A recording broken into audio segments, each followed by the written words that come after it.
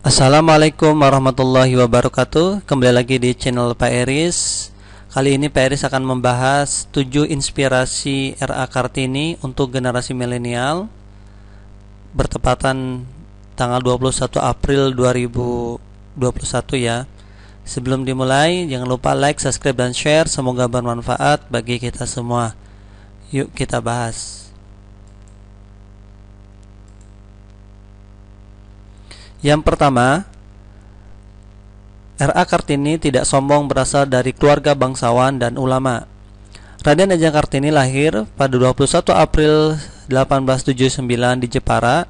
Ayahnya Raden Mas Adipati Aryo Sosroningrat merupakan Bupati Jepara, dan ibunya M.A. Ngasirah adalah putri dari Nyai Haji Siti Aminah dan Kyai Haji Mardirono. Panggilan Raden Ajeng adalah sebelum menikah. Kemudian panggilan Raden Ayu adalah setelah menikah. Kartini ternyata lebih senang dipanggil Kartini saja, sehingga menginspirasi novelis terkenal Pramudia Anantatur yang berjudul Panggil Aku Kartini Saja. Ini adalah gambar keluarga dari Kartini. Ini adalah foto Kartininya, dan ini adalah foto yaitu buku dari Pramudia Anantatur. Berikutnya, yang kedua, Kartini pintar bahasa asing Belanda dan rajin membaca. R.A. Kartini bersekolah di Europe Slade School atau ILS hingga usia 12 tahun. Dari sini beliau belajar bahasa Belanda. Setelah mahir berbahasa Belanda, Kartini mulai belajar sendiri dan menulis surat kepada sahabat penanya yang berasal dari Belanda, seperti Stella dan Rosa Abendanon. Contoh buku bacaannya seperti Max Havelaar, serta surat kabar yang terbit di Semarang yaitu The Locomotive. Ini adalah buku gambar Max Havelaar edisi kelima 1881 yang membahas buku tentang bagaimana penderitaan rakyat Jawa khususnya oleh pemerintahan Belanda. Kemudian membaca buku yang terbit tahun 1899 yaitu karya B. Starner atau De Wavens Negerleg, yaitu perjuangan untuk memenangkan perdamaian sosial dan perdamaian dunia. Kemudian ini adalah majalah surat kabar Lokomotif berbahasa Belanda, terbit Januari 1 Februari 1898. Di sini ada tokoh politik etis ya, Van Deventer. Berikutnya, yang ketiga, gemar menulis. Adanya tulisan antara R.A. Kartini dan sahabat penanya Belanda seperti X.T.J. Handelaar atau dipanggil Stella.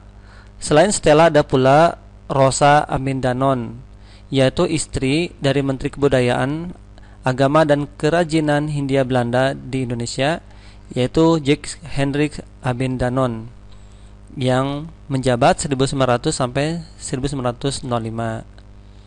Jadi Stella dan Rosa ini adalah dua tokoh dari Belanda, sahabat penanya yang sangat membantu bagaimana pemikiran R.A. Kartini bisa dikenal luas oleh seluruh dunia ya.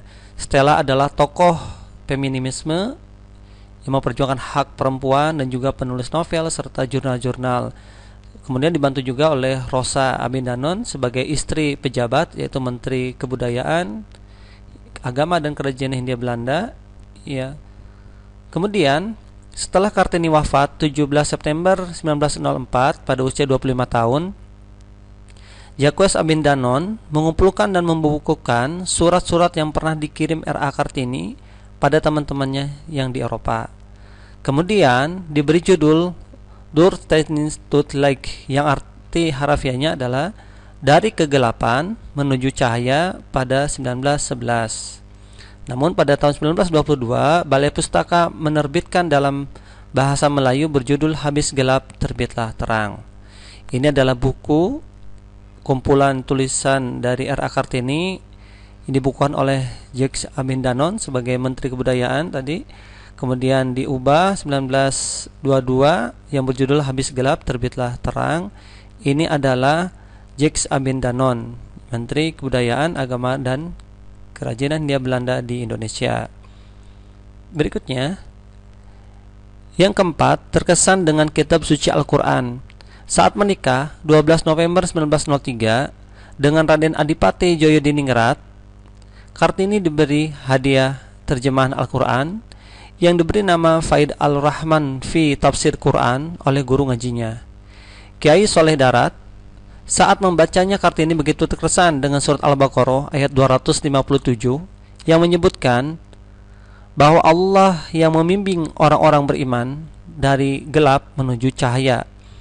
Karena sering mengulang kalimat tersebut kepada J.H. Abinindon, ketika Kartini wafat, kumpulan surat Kartini berjudul Doorstenis tot Light dalam bahasa Belandanya, yang bila diartikan dari gelap menuju cahaya.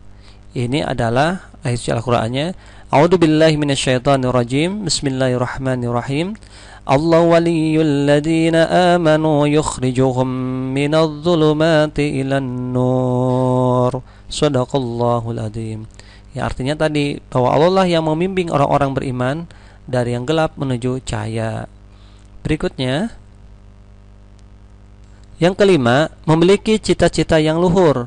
Pada tahun 1903, atas izin suaminya Bupati Rembang, yaitu Raden Adipati Djoyodiningrat, serta bantuan dari pemerintah Belanda, berhasil mendirikan sekolah khusus perempuan tanpa memandang status keluarga. Salah satu bukti peninggalan cita-cita Kartini yang masih ada di Kabupaten Rembang adalah sekolah keputrian yang sekarang bernama SMA Kartini Rembang.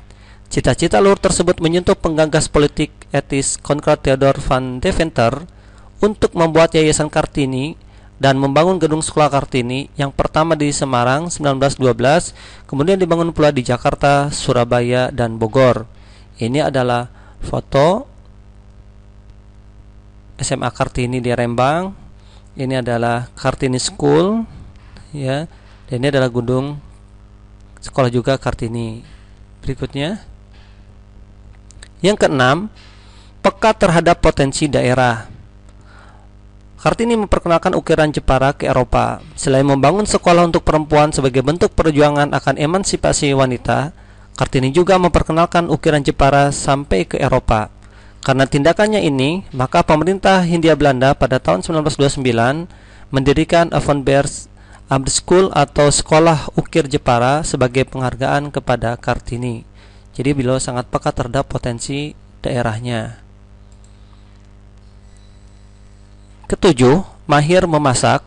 Kartini menggunakan kemahiran memasaknya sebagai sarana diplomasi kebudayaan dengan pemerintah Hindia Belanda kala itu. Melalui masakannya, Kartini berhasil mengenalkan budaya Jawa kepada bangsa Belanda sehingga mereka menghormati kebudayaan Jawa. Resep-resep itu kemudian ditulis kembali oleh Suryatini Enjani Cicit Kartini dalam buku berjudul Kisah dan Kumpulan Resep Putri Jepara, Rahasia Kuliner R.A. Kartini, R.A. Kardina, dan R.A. Rukmini. Jadi luar biasa juga ya Kartini ini, mahir memasak, peka terhadap lingkungannya, perhatian kepada pendidikan, gemar membaca, menulis. Ini adalah sosok perempuan yang sangat inspiratif. Jadi tidak salah 21 April dijadikan sebagai Hari Kartini.